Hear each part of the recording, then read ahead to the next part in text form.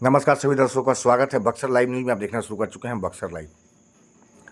बक्सर में किसान महापंचायत का आयोजन बुधवार को किया गया, जिसमें भाग लेने के लिए किसानों के राष्ट्रीय नेता राकेश टिकैत बक्सर पहुंचे थे। बक्सर पहुंचने से पहले 20 मार्च को हुए किसान और पुलिस के झड़प में घायल किसानों से मिलने के लिए वो बनारपुर गांव में पहुंचे थे, जहां उन्होंने घायल किसानों के परिजनों से मुलाकात की और उन्हें इंसाफ के लिए आश्वासन दिया। उन्होंने कहा कि सरकार के इशारे पर किसानों पर हमला हुआ और सरकार आगे भी किसानों की बात को दबाना चाहती है। पाठकों को बता दें कि 20 मार्च को थर्मल पावर प्लांट के ज़मीन के अधिग्रहण के मामले में मुआवजे को मांग को लेकर धरना किसानों और पुलिस के बीच झड़प हुई थी, जिसमें कि जवाबी कार्रवाई में पुलिस के द्वारा किसानों के घर में बनारपुर समेत अन्य 2 गांवों में घुसकर किसानों और महिलाओं को बुरी तरह से पीटा गया था, जिसके बाद कई लोगों पर पुलिस के द्वारा प्राथमिकी दर्ज की गई, कई लोगों को जेल भी भेजा गया। वह इसको लेकर किसानों के द्वारा बक्सर में आज उनसे मिलने राकेश टिकैत पहुंचे थे। बनारपुर उन्होंने कहा कि चौसा में बन रहे थर्मल पावर के प्रभावित किसानों को मुआवजा देना होगा। चुनाव बाद हम यहां आएंगे और सरकार का उस विषय पर बात करनी होगी वहां से 37 लाख रुपए चले और यहां के किसानों को 27 लाख रुपए दिए गए। बाकी के रुपए कहाँ गए? अभी तो लाठीचार्ज हुआ है, हंगामा तो अभी आगे होगा।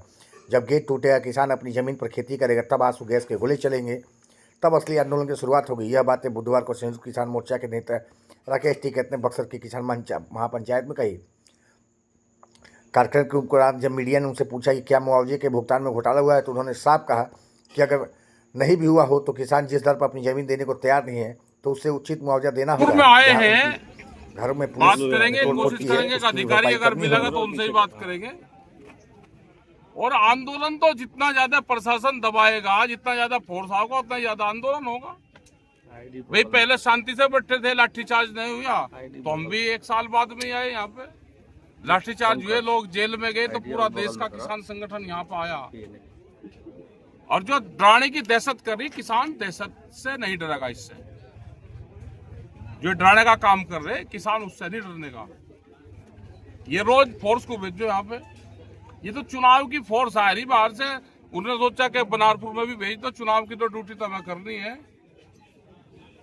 यहाँ इनका जब रजिस्टर चेक होगा तो चुनाव की ड्यूटी लगा रखी यहाँ पे कि वहां को निकल जाओ, 2 काम हो जाएंगे। कैंप अपने भी हो जाएंगे यहाँ पे, कैंप अपने कैंप में भी कोई दिक्कत नहीं है। देखो, मुआवजा नहीं होगा, किसान जमीन नहीं देगा, अपने खेत की जमीन जुताई करेगा, अपने खेत में जाएगा। कैंप कब लगेगा आप लोगों का? लग जाएगा 8-2 टाइम लग जाएगा। लगातार पिछले बार भी आप चौसा आए थे, महिलाओं के साथ अभद्र व्यवहार घर में, इस बार बहन बेटियों के साथ मारपीट, घरों में संपत्ति नुकसान, तो क्या जमीन राजा का जो ऑर्डर है, प्रशासन पुलिस उसी पे ही काम करता है। पुलिस का चेहरा, पुलिस की लाठी राजा की लाठी दिखाई देती है। ये सब मुख्यमंत्री करवा रहा है, ये सब संज्ञान में रहना चाहिए। यहाँ की सरकार करवा रही, जो करवा रही यहाँ की सरकार करा रही। एक लड़ाई लड़ी जाएगी, बिहार की सरकार करवा रही। पुलिस की हिम्मत नहीं है कि बगैर सरकार के, बगैर मुख्यमंत्री के आदेश के कोई काम कर देगा।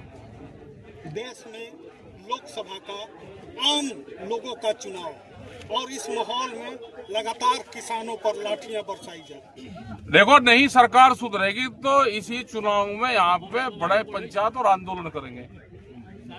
नॉन पॉलिटिकल होगा पूरा, वो होगा हमारा पर्चा कैंसिल कर लेना।